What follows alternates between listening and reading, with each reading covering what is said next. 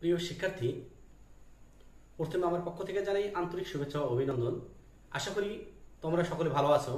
প্রিয় শিক্ষার্থী, আজ আমি তোমাদের সামনে যে ক্লাসটি নিয়ে উপস্থিত হয়েছি তা ইংলিশ সেকেন্ড পেপার। আজকের আলোচ্য বিষয় হচ্ছে সিভি অর্থাৎ জব অ্যাপ্লিকেশন। প্রিয় শিক্ষার্থী, এসএসসি পরীক্ষায় এবার একটি সিভি পাশাপাশি ফরমাল লেটার অবলিক নোটিশ এই দুটি অংশ লিখিত আকারে থাকবে। আমি আজকে এর আগে আমি অ্যাপ্লিকেশন তোমাদের সামনে দেখাইছি। আজকে আমি দেখাবো কিভাবে একটি মাত্র সিভি লিখে এসএসসি পরীক্ষায় সর্ব ধরনের সিভি লেখা যায়, সেই বিষয়টি আমি সহজভাবে উপস্থাপন করার চেষ্টা করব। প্রিয় শিক্ষার্থী, আমি তোমাদের সামনে এখন আমি সিভিটি শুরু করব। প্রিয় শিক্ষার্থী, আমরা যখন সিভি শুরু করব তখন আমাদেরকে অবশ্যই একটি ধারাবাহিকভাবে সিভিটি লিখতে হবে। অর্থাৎ সিভি যেহেতু এটা একটা সূত্র, অনেকে হয়তো ভাববে যে একটা সিভি দিয়ে কিভাবে সব ধরনের সিভি লেখা সম্ভব।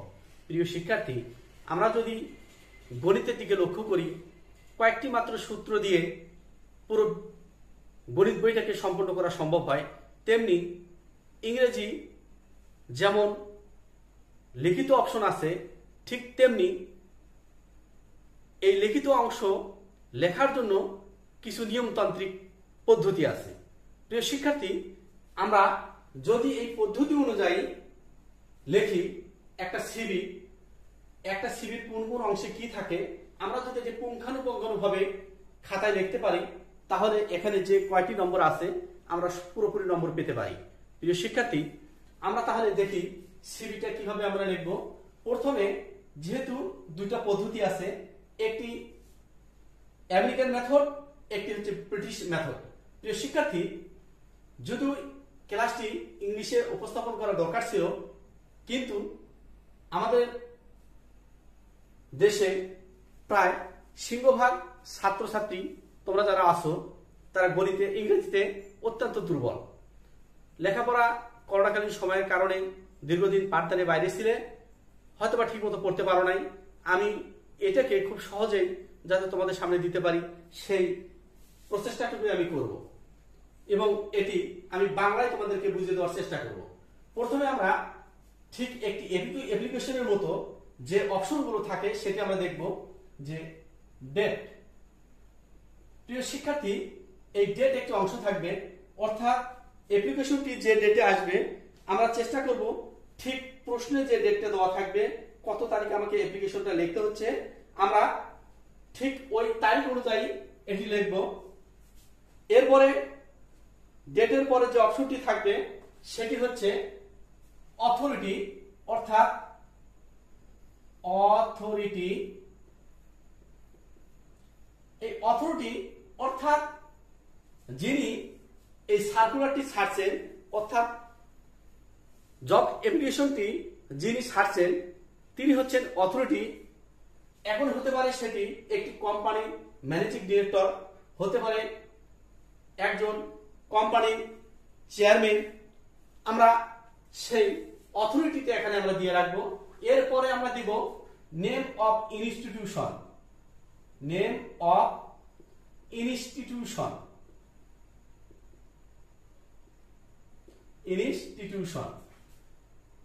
তার মানে আমরা যদি এই ধারাটা ঠিকভাবে লিখতে পারি, নেম অফ ইনস্টিটিউশন অর্থাৎ এই অথরিটি যিনি এই প্রতিষ্ঠানে কর্মরত আছেন, ওই প্রতিষ্ঠানে কর্মধার যিনি, যেহেতু উনি দরখাস্তটি ছাড়ছেন বিধায় তার ওনার প্রতিষ্ঠানটার নাম লিখতে হবে।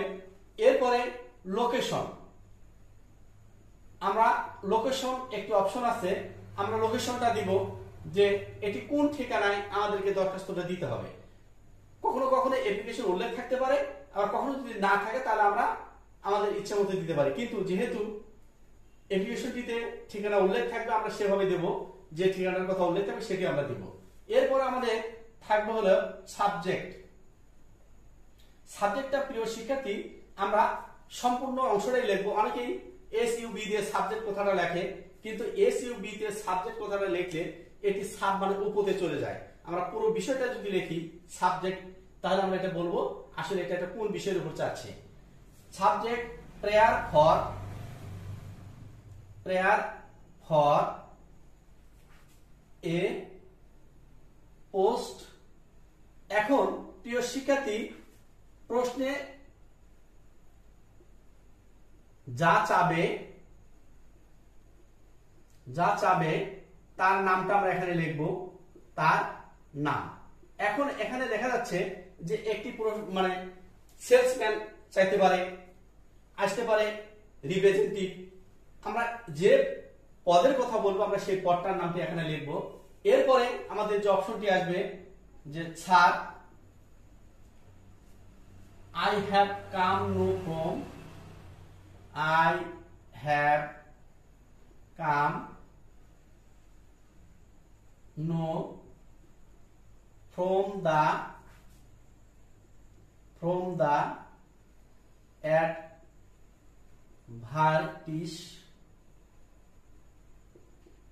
advertisement published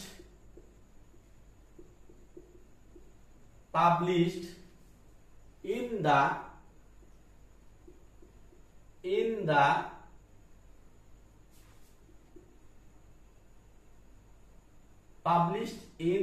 এটা আমরা ইনভার্টেড কমার মধ্যে দিয়ে রাখবো যে পত্রিকাটা আছে বাংলাদেশ অবজারভার।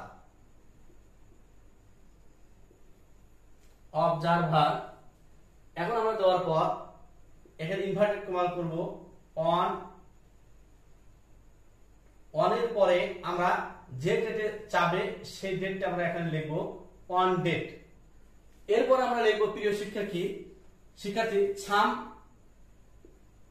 সাম কম্পিটেন্ট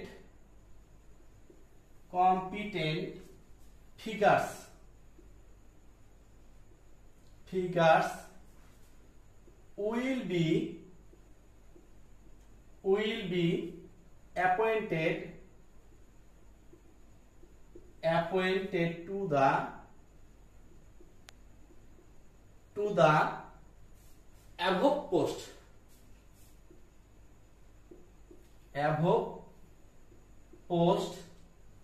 এরপরে প্রিয় শিক্ষার্থী, আমি এই অংশটুকু লেখার পর আমার কিছু মতামত থাকতে পারে যে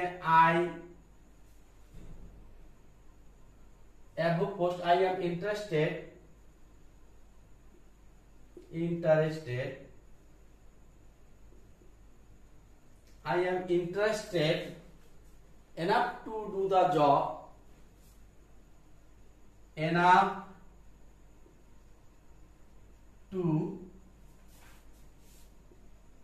do the job, besides I have mass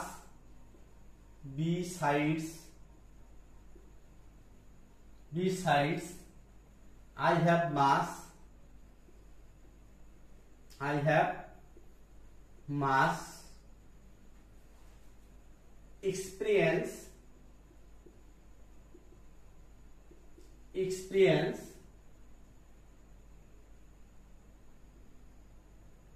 for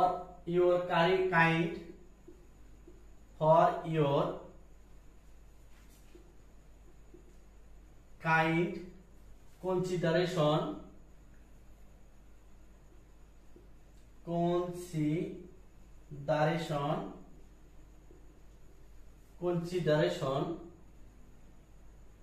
my CV। এখানে আমরা CV কথাটা অবশ্যই ক্যাপিটাল লেখায় লিখব। CV has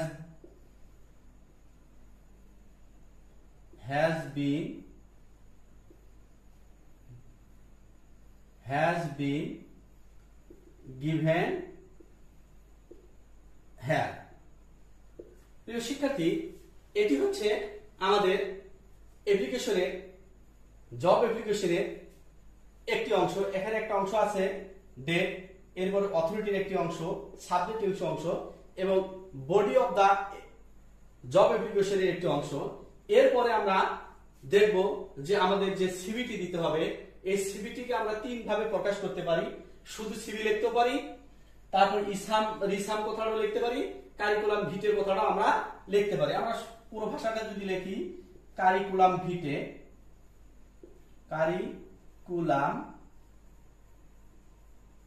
কারিকুলাম ভিটে। এখন প্রিয় শিক্ষার্থী, এই কারিকুলাম ভিটেটা আমরা যে অপশনটা থাকবে সেটি হচ্ছে প্রথমে আমার নেম,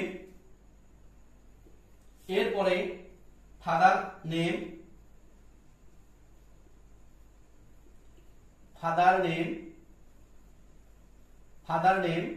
প্রিয় শিক্ষার্থী, এই অংশটি যেহেতু আমার অফ হোয়াইট বোর্ডের জায়গা সংকুলান, তোমরা যদি এখন লক্ষ্য করো যে আজকের আমার যে সিভিটি তার একটি অংশ এখানে দেখানো হচ্ছে।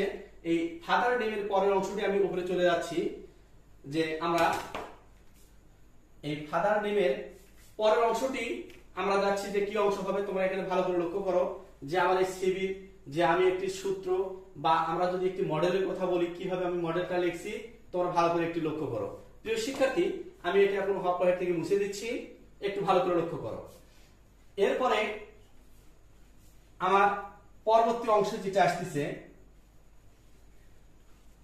কারিকুলাম ভিটের যে ফাদার নেম, এরপরে হচ্ছে মাদার নেম,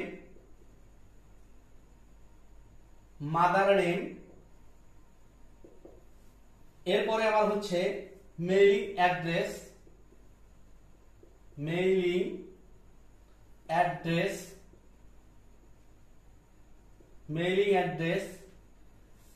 পার্মানেন্ট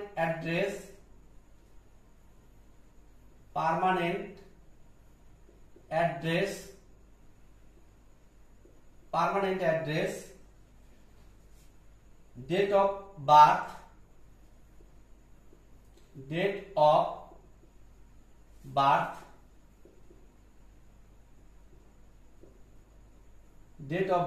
প্রিয় শিক্ষার্থী, তাহলে আমরা কারিকুলাম ভিটেতে যেটা দেখলাম নেম, অর্থাৎ যিনি অ্যাপ্লিকেশনটা করবেন ওনার নাম লিখতে হবে। এরপরে তোমাদের পিতামাতার নাম যদি যে অ্যাপ্লিকেশনটা থাকবে সেখান অনুযায়ী, এরপরে তোমার মাতার নাম, এরপরে মেইলিং অ্যাড্রেস অর্থাৎ ইমেল যদি কারো থাকে জিমেইল সেই ঠিকানা, এরপর পার্মানেন্ট অ্যাড্রেস অর্থাৎ এখানে আমাদের ভিলেজ, পোস্ট অফিস, উপজেলা, ডিস্ট্রিক্ট এটা আমার থাকবে। এরপরে ডেট অফ বার্থ অর্থাৎ জন্ম তারিখটা আমাকে দিতে হবে। এরপর আমাকে দিতে হবে ন্যাশনালিটি,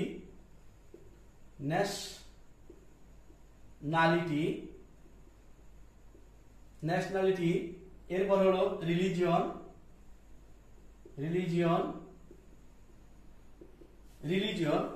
এরপরে আমার সেক্স অর্থাৎ আমি ছেলে না মেয়ে, ছাত্র না ছাত্রী সেই দিতে হবে।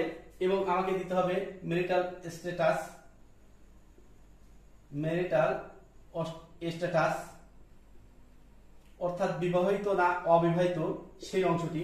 প্রিয় শিক্ষার্থী, এটি হচ্ছে কারিকুলাম ভিটার একটি অংশ। এখন আমাদের ম্যারিটাল স্ট্যাটাসে আমরা যেটা পাবো, প্রিয় শিক্ষার্থী, এই অংশটা আমি মিশে দিচ্ছি যে সেক্স পর্যন্ত। এরপরে আমার যে অপশনটি থাকবে সেটা আমি উপরে উঠে দিচ্ছি। তোমরা একটু ভালো করে লক্ষ্য করো যে আমার কারিকুলাম ভিটেতে আমার কি থাকলো, যে কারিকুলাম ভিটের এই অংশ নিচের অংশ, তারপরের অংশ হলো এটি।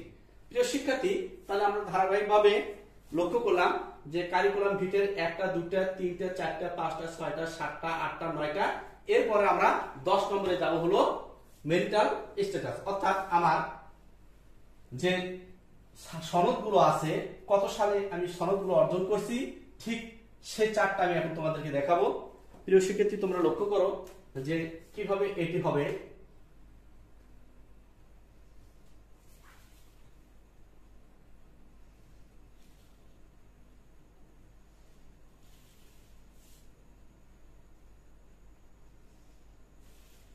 একটু ধৈর্য ধরে করে সহকারে দেখো প্রিয় শিক্ষার্থী।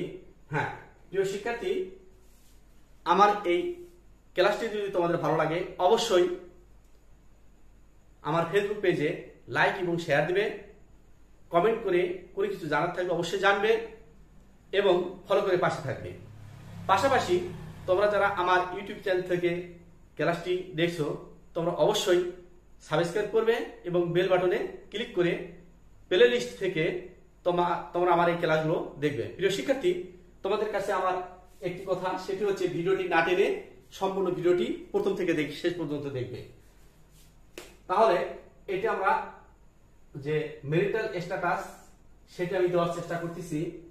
প্রিয় শিক্ষার্থী, একটু লক্ষ্য করো, অধৈর্য হয়ে না, যেহেতু একটি আসলে অনলাইন ক্লাস, সময় সাপেক্ষ।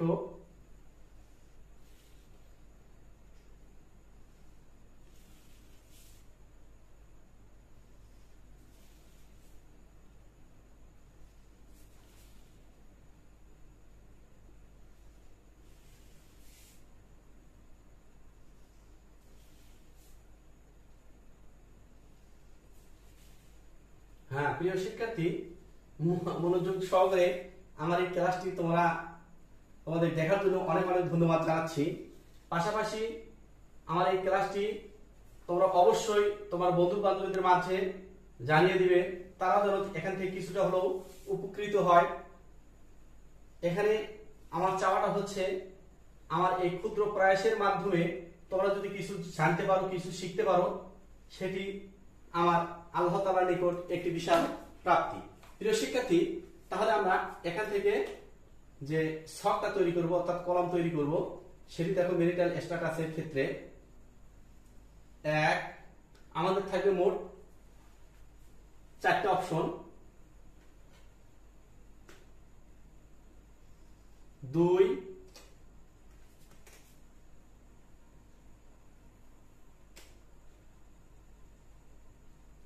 3।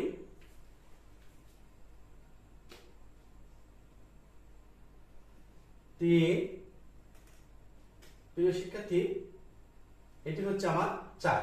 তাহলে আমাদের ম্যারিটাল স্ট্যাটাস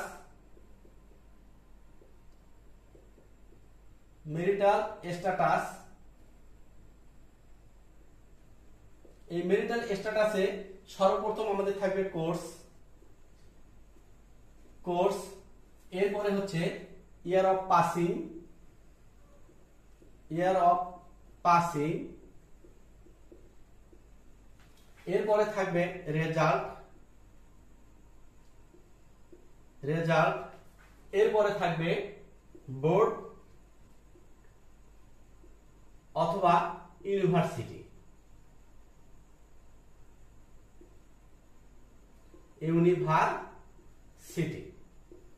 প্রিয় শিক্ষার্থী, এখন আমরা এই তথ্য ছকটি আমরা ম্যারিটাল স্ট্যাটাসটি পূরণ করে দেখব আসলে আমাদের কিভাবে এটি হবে। তাহলে কোর্স এখানে হচ্ছে এসএসসি, এইচএসসি, এরপরে বিএ অবলিক অনার্স, এরপরে এমএ। প্রিয় শিক্ষার্থী, এখন আমার পাসিং ইয়ার অর্থাৎ অ্যাপ্লিকেশন অনুযায়ী যে তারিখ থেকে আমাদের পরীক্ষা আসবে তার পূর্বে থেকে আমরা এমন একটি তারিখ বসাবো, সাল বসাবো যেন আমাদের এটা মেসিং থাকে। এরপরে আমি রেজাল্টের ঘরে আমার এসএসসিতে কি রেজাল্ট ছিল, এইচএসসিতে কি রেজাল্ট ছিল, বিএ অনার্সতে কি রেজাল্ট ছিল এবং এমএ তে কি রেজাল্ট ছিল, আমরা সেটি পূরণ করব। প্রিয় শিক্ষার্থী, এটি হচ্ছে আমার ম্যারিটাল স্ট্যাটাস। এখন আমার এখানে থাকবে হলো এক্সপিরিয়েন্স,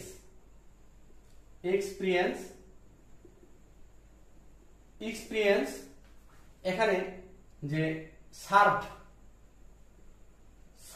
অ্যাজ এ, এখন আমরা কোন বিষয়ের উপরে আমরা একটি প্রশিক্ষণ নিয়েছি অথবা কোর্স করছি অথবা কোনো কোম্পানিতে জব করছি, সেটা সময়কাল কত, সে আমরা ধরে নিলাম 2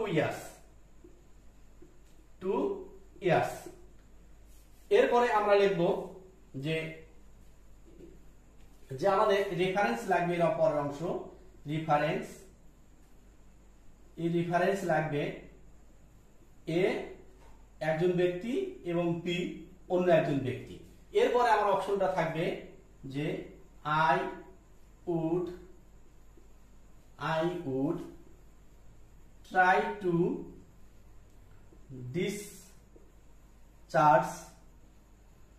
discharge attentively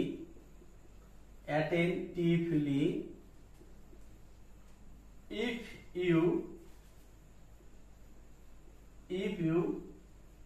kindly consider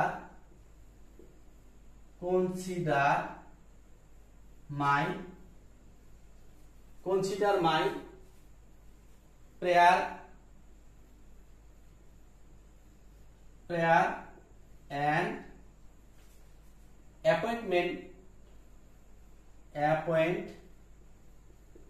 appointment to the post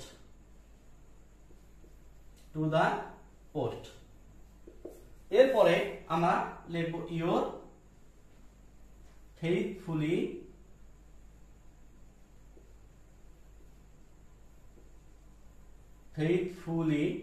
প্রিয় শিক্ষার্থী, এখানে তোমাদের যার নামে অ্যাপ্লিকেশনটি আসবে অর্থাৎ যে প্রতিষ্ঠান থেকে আসবে আমরা সেই নামটা এখানে, যার নামে আসবে তার নামটা এখানে দিয়ে দিব। প্রিয় শিক্ষার্থী, আশা করি আমরা এখানে যে শেষের অংশটি যেটা আছে যে I would try to discharge attentively if you kindly consider my prayer and appointment to the post your faithfully X, তার মানে প্রশ্নে যার নামে চাবে তার নামটা এখানে আমরা বসাবো। প্রিয় শিক্ষার্থী, আশা করি আজকের ক্লাসটি তোমাদের ভালো লাগছে এবং তোমরা যারা এবারে পরীক্ষা দিতে যাচ্ছ, এসএসসি পরীক্ষা দিতে যাচ্ছ, তোমাদের জন্য খুবই হেল্পফুল হবে বলে আমি আশা করি। এই বলে আজকের ক্লাস এখানেই শেষ করছি। আল্লাহ হাফেজ।